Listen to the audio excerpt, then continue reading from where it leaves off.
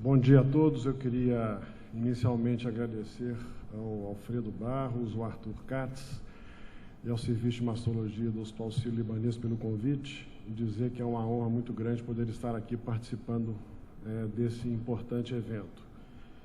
Eu queria já chamar para fazer parte da mesa como também co-coordenador, Dr. Lincoln Jomori, para poder fazer parte da mesa junto conosco, e convidar já o primeiro expositor, Dr. Felipe Geyer, que é patologista do Hospital Albert Einstein e do ICESP, para fazer a sua apresentação. Bom dia a todos. Eu gostaria de agradecer o convite de participar desta sessão em carcinoma ductal in situ, onde meu tema é a genética e a biologia tumoral. Para abordar este assunto, eu vou primeiro falar sobre o perfil molecular do carcinoma ductal in situ, para depois abordar alguns modelos hipotéticos de progressão tumoral em câncer de mama. Tradicionalmente, a patologia classificava o carcinoma ductal in situ de acordo com seu padrão arquitetural. No entanto, ao longo do tempo, se viu que o grau nuclear era a característica mais associada com a recorrência e passou a ser a forma recomendada de graduação. Alguns sistemas para estratificação do risco foram desenvolvidos, como, por exemplo, o índice de Van Nuys e, mais recentemente, o nomograma do MSKCC. No entanto, outras instituições falharam ao tentar validá-lo, sugerindo que a nossa habilidade em prever a recorrência com base nessas características clínicas e patológicas é limitada e que há espaço para melhorias. Na última década, numerosos estudos foram realizados com o intuito de definir o perfil molecular do carcinoma ductal in situ e tentar identificar os genes potencialmente envolvidos na progressão tumoral. Aqui nesses slides estão listados apenas alguns destes trabalhos, que, quando comparados aos trabalhos com carcinomas invasivos, tem um número muito inferior de casos, que geralmente não passa de 50, o que limita bastante o nosso poder de conclusão. De qualquer forma, algumas observações podem ser feitas sobre a biologia molecular dessas lesões. A primeira delas é de que carcinomas in situ de baixo e alto grau nuclear são doenças distintas ao nível molecular. Neste trabalho, os autores fizeram uma análise de expressão gênica por microarrays e, com um método de clusterização hierárquica, eles mostraram que as amostras se agrupam de acordo com o grau nuclear, reconhecendo-se 2 grandes grupos e não 3. Eles, então, usaram uma metodologia similar à usada pelo grupo do Christosotírios para o desenvolvimento do grau genômico e desenvolveram uma assinatura gênica para classificar o carcinoma ductal in situ em alto e baixo grau molecular, evitando, assim, a categoria intermediária. Já que essa assinatura era dependente dos genes de proliferação, eles desenvolveram um algoritmo baseado no grau nuclear e no índice de Ki67, usando um cutoff de 17%, para classificar o carcinoma ductal in situ em alto e baixo grau molecular. Uma posterior validação numa série independente, eles mostraram que o grau molecular, assim definido, era capaz de prever a recorrência nos primeiros 5 anos, no entanto, as curvas se igualavam aos 10 anos. Apesar desta limitação, esses dados sugerem fortemente, então, que a proliferação está associada à recorrência em carcinoma ductal in situ, pelo menos nos primeiros 5 anos. A segunda observação é de que a heterogeneidade molecular tão comentada do carcinoma invasivo já está presente na doença in situ. O CDIS pode ser dividido nos mesmos subtipos moleculares, luminal A, luminal B, HER2 e basal.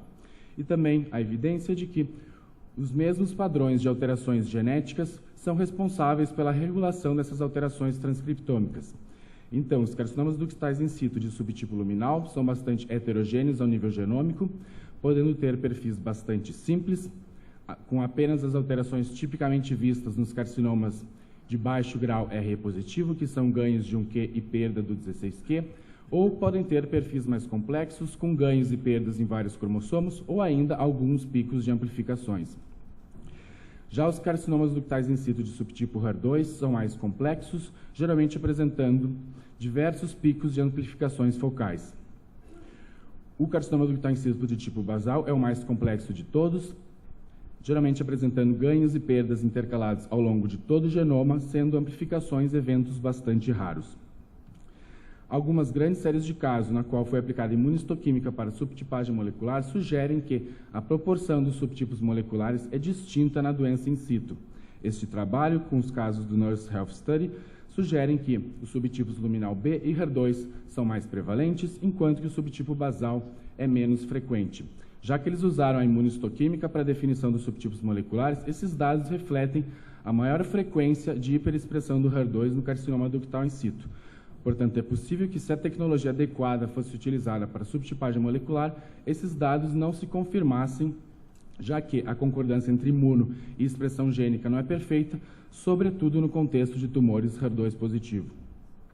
No entanto, esses dados confirmam que a grande maioria do carcinoma ductal in situ de baixo grau é de fenótipo luminal A, enquanto que os carcinomas ductais in situ de alto grau podem ser luminal B, HER2 ou basal. Uma terceira e importante observação é de que carcinoma ductal in situ e carcinoma invasivo sincrônicos apresentam perfis moleculares bastante semelhantes.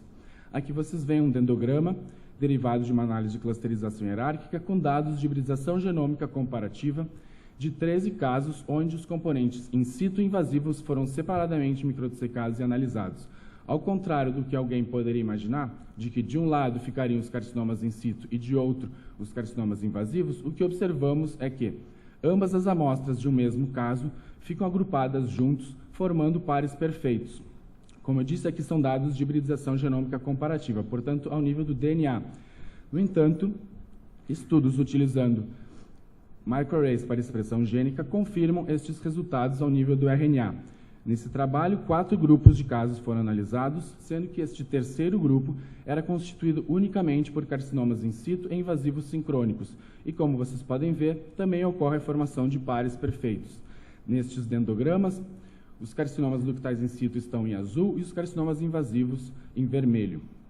No entanto, quando eles compararam carcinomas ductais in situ puros com carcinomas invasivos de pacientes distintos, mais diferenças foram encontradas. E assim, eles desenvolveram uma assinatura composta por 74 genes que era capaz de prever com elevada acurácia se uma amostra era in situ ou invasiva nessas 3 séries de validação aqui embaixo. Os genes que compunham esta assinatura participavam de diversos processos biológicos celulares. No entanto, comparando os resultados deste trabalho com dados de estudos similares, podemos sugerir que a ativação de genes associados à síntese e organização da matriz extracelular e à transição epitélio-mesênquima estão associados à regulação da transição de carcinoma in situ para carcinoma invasivo. Passando agora para a segunda parte da minha aula, eu vou comentar sobre alguns modelos hipotéticos de progressão tumoral no câncer de mama. Aqui é um modelo histórico de evolução do câncer de mama, que é baseado apenas em critérios morfológicos. Há bastante tempo, esse modelo se mostrou falho, pois foi provado que a grande maioria dos carcinomas mamários tem origem na unidade ducto-lobular terminal. Portanto, os termos ductal e lobular não têm implicação histogenética. Além disso, foi também provado que hiperplasia ductal usual geralmente não é um processo clonal e não progride para câncer. Observações morfológicas já de longa data já descreviam que as lesões que hoje em dia são reconhecidas como precursoras do câncer de mama frequentemente ocorrem juntas, como nesse caso, onde a gente vê uma íntima associação de hiperplasia ductal atípica e carcinoma lobular in situ clássico, ambos originados num contexto de atipia epitelial plana e ocorrendo na mesma unidade ducto-lobular terminal. Estudos, então, foram demonstrando que essas lesões são bastante similares do ponto de vista molecular. Elas são sempre de baixo grau, RE positiva, HER2 negativa e têm como únicas alterações genéticas recorrentes ganhos de um Q e perda do 16Q. A única diferença molecular entre essas duas lesões é que o carcinoma lobular in situ é caracterizado pela inativação da E-caderina, enquanto que a E-caderina está preservada nas lesões ductais. E assim foi se criando o contexto de Low-Grade Breast Neoplasia Family, que foi um termo cunhado pelo grupo de Nottingham e inclui não somente as lesões precursoras de baixo grau, como também os carcinomas invasivos de baixo grau. A relevância do grau histológico na progressão tumoral em câncer de mama também foi exemplificada em estudos de expressão gênica, já que, quando amostras de hiperplasia ductal atípica, carcinomas in situ é invasivo e de variados graus histológicos são analisadas em conjunto, as amostras se agrupam de acordo com o grau histológico e não o estágio. Então, se propôs um modelo de evolução do câncer de mama que segue duas vias de acordo com o grau histológico. A via de baixo grau inclui todas as lesões precursoras, como a atipia epitelial plana, hiperplasia ductal atípica e as neoplasias lobulares, e também o carcinoma ductal in situ de baixo grau e as lesões invasivas de baixo grau. Esta via é bastante homogênea, de fenótipo luminal, e tem como característica genética mais recorrente a perda total do braço longo do cromossomo 16. Já a via de alto grau é mais heterogênea, podendo ser de subtipos luminal, HER2 e basal, e é caracterizada por uma alta instabilidade genética e tem várias alterações genéticas recorrentes. No entanto, acreditava-se que a perda total do 16q era um evento bastante raro na via de alto grau e, portanto, acreditava-se que a progressão de baixo para alto grau era um evento também bastante raro. No entanto, estudos subsequentes começaram a demonstrar que a perda total do 16q não era tão raro em carcinomas de alto grau. Nesta análise detalhada de uma série composta por carcinomas ductais invasivos de grau 3, foi então demonstrado que a perda total do 16q ocorre em cerca de 30 a 40% dos casos e que está significativamente associada a tumores RE positivo e de subtipo luminal. Além disso, também foi demonstrado neste trabalho que, quando ocorre em carcinomas RE negativo, a perda do 16q está associada a um outro contexto de alterações genéticas, sugerindo, então, mecanismos distintos para a perda total do 16q de acordo com o status do receptor de estrógeno. Então, a conclusão desse trabalho foi que a progressão de baixo para alto grau pode ocorrer em tumores RE negativo. Além disso, acumularam-se evidências nos últimos anos de que a adenose microglandular é um precursor não obrigatório do carcinoma invasivo triplo negativo. Essas evidências são tanto ao nível imunofenotípico, já que a adenose microglandular tipicamente não expressa RE, RP nem HER2, e também ao nível genético, já que alguns estudos demonstraram que adenose microglandular e carcinomas invasivos sincrônicos apresentam as mesmas alterações genéticas. Dado que esta lesão é bastante rara, certamente a maioria dos carcinomas invasivos triplo negativo não tem origem em adenose microglandular. No entanto, esses trabalhos já sugerem que a heterogeneidade molecular não está presente só na doença invasiva, mas também na doença in situ e nas lesões precursoras. Levando então em consideração estes dados e o nosso entendimento atual de que o câncer de mama pode ser dividido em duas doenças fundamentalmente distintas, de acordo com a expressão do receptor de estrógeno, há alguns anos nós propomos uma mudança neste modelo de evolução do câncer de mama, que deixa de ser baseado no grau histológico e sim na via do receptor de estrógeno e genes associados ao receptor de estrógeno.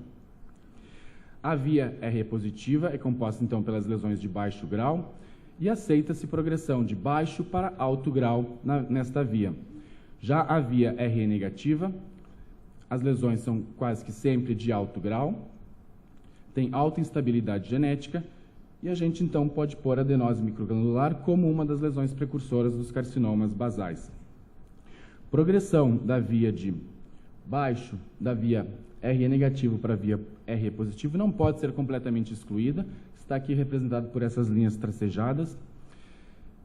De fato, a gente vê isso ocorrendo na prática. Há algumas evidências in vitro sugerindo mecanismos para essa progressão, como, por exemplo, a aquisição de amplificação do HER2 ou inativação do BRCA1, porém, num ponto de vista prático, isso deve ser considerado uma exceção. Então, esses modelos hipotéticos são bastante interessantes, porém não nos esclarecem o que regula a crucial transição de um fenótipo in situ para um fenótipo invasivo. Assumindo um modelo de evolução clonal do câncer como verdadeiro, um modelo, então, bastante simplista seria de que a aquisição de uma nova alteração genética fosse responsável pela transformação e invasão do estroma. No entanto, como a gente viu, quando carcinomas ductais in situ e invasivos são analisados, obtemos geralmente este resultado, ou seja, perfis genômicos praticamente idênticos. Alguns trabalhos sugeriram alguns genes que podiam estar relacionados a essa transformação para um fenótipo invasivo, como, por exemplo, CMYC e FGFR1, porém, outros trabalhos não confirmam. Então, podemos ver que até hoje a gente não foi capaz de identificar consistentemente alguma ou algumas alterações genéticas focais que fossem responsáveis por essa transição. Dado isso, alguns grupos voltaram seus olhos para o meio ambiente tumoral e investigaram se algumas alterações estromais podiam colaborar neste fenômeno. Grande parte desses trabalhos foram conduzidos nos laboratórios da Nellie Polyak, da Universidade de Harvard.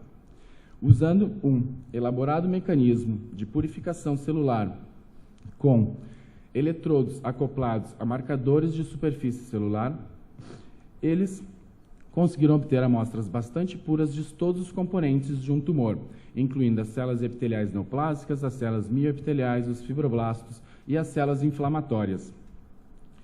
Então, eles demonstraram inicialmente que alterações genéticas clonais eram detectadas, de fato, apenas nas células epiteliais neoplásicas.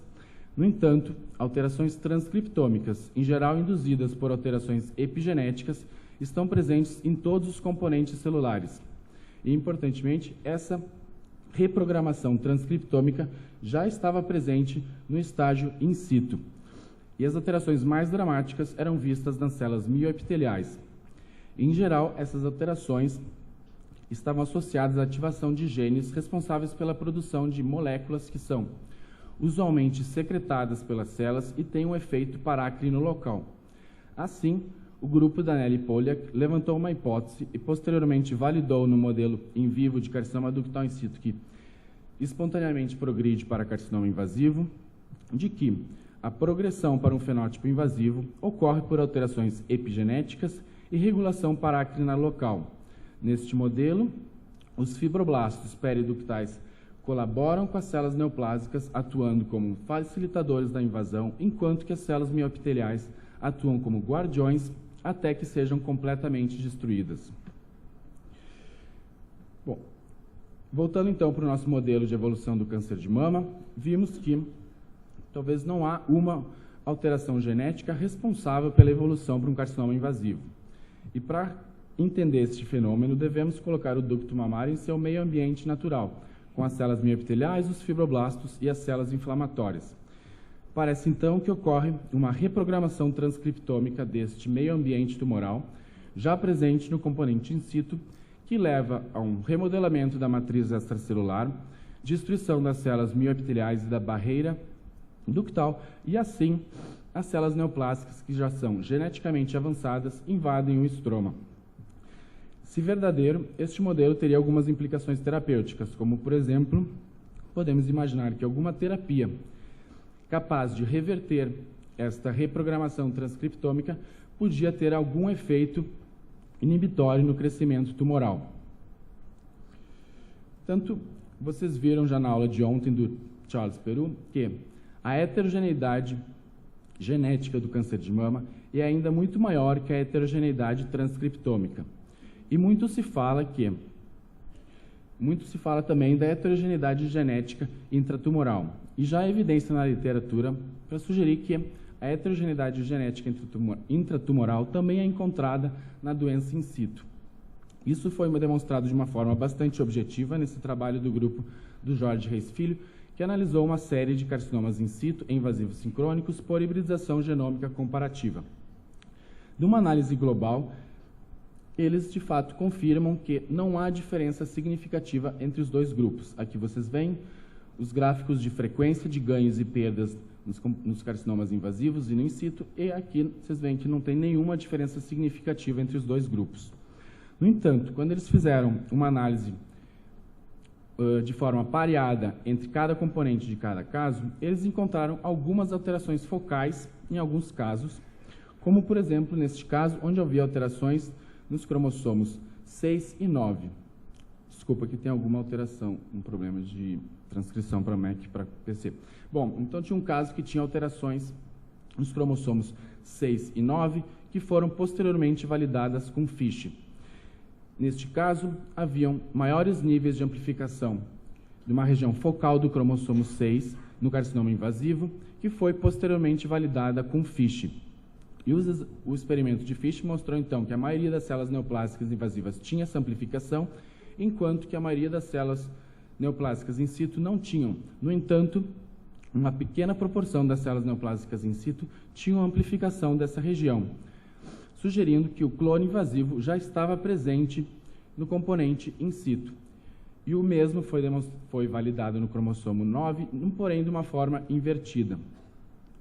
Estes dados mostram, então, que a heterogeneidade genética intratumoral já está presente no carcinoma ductal in situ, portanto, provavelmente é aquele clone, o clone mais apto a invadir o estroma, que possivelmente é aquele que mais expressa genes associados ao remodelamento da matriz extracelular e ao fenômeno de transição epitélio-mesênquima, é o que vai ter a maior capacidade de invadir o estroma e vai ser o clone majoritário no componente invasivo. No entanto, os outros clones podem também invadir, porém vão ser minoritários até que uma nova pressão seletiva ocorra, que pode ser, por exemplo, a capacidade de invadir um vaso e gerar metástase à distância, ou o uso de uma terapia-alvo.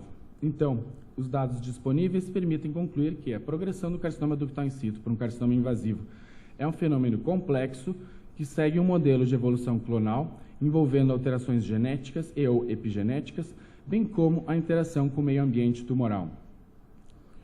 Então, em conclusão, espero ter demonstrado que o carcinoma ductal in situ é uma doença geneticamente avançada e heterogênea, de que o grau nuclear reflete doenças distintas ao nível molecular, portanto, deve permanecer por um longo tempo como a forma inicial de classificar os pacientes com carcinoma ductal in situ, e de que a recorrência está associada à proliferação, pelo menos nos tumores RE positivo e nos primeiros 5 anos. Em relação à progressão tumoral, esta segue duas grandes vias que podem ser classificadas de acordo com o grau histológico ou, quem sabe, de uma forma biologicamente mais relevante, de acordo com a via do receptor de estrógeno. E, por último, que a transição in situ invasivo é um complexo processo que envolve seleção clonal e interação com o meio ambiente tumoral. Muito obrigado. Termino por aqui.